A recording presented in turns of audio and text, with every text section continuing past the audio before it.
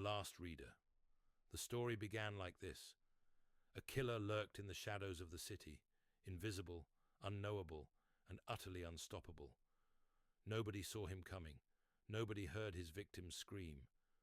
But he left something behind every time, an eerie note written in spidery, jagged handwriting. Each note contained the same chilling line. "You know me, don't you?" The media called him the Mirror Killer because his victims were always found with shards of broken mirrors surrounding them, reflecting their lifeless eyes. Investigators speculated that he chose his victims for their resemblance to himself, a grim fascination with the faces staring back at him. But you know all of this already, don't you? You've been following the story for a while now. Maybe you even feel a twinge of familiarity with the details. The story continues. The Mirror Killer operated in plain sight. Nobody suspected him. He lived a quiet, ordinary life, blending into the crowd like a predator camouflaged in the forest. By day, he smiled at passers-by. By night, he hunted. Each of his victims felt a connection to him before their end, a flicker of recognition as he leaned in close. "Do you know me?" he'd ask before the blade descended. And here's the part where it gets strange.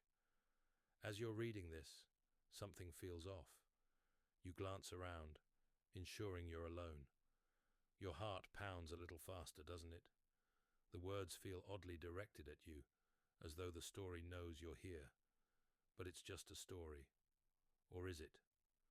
The Mirror Killer was meticulous in his work, but he had one ritual above all.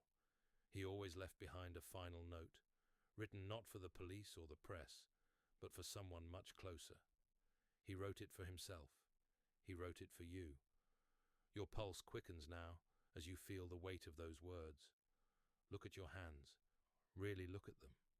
Notice the faint cuts on your fingers, the jaggedness of your nails. Do you remember how they got there? Think hard. The story unfolds further. One night, the killer decided to leave a clue, not to taunt the police, but to test himself. He wrote his own story, describing his crimes in vivid detail. He hid it in plain sight, just to see if he could face himself. The final twist. The Mirror Killer didn't forget his crimes. He chose to forget. He buried the memories deep, wrapping them in layers of denial, until he could read the story like anyone else. The last reader.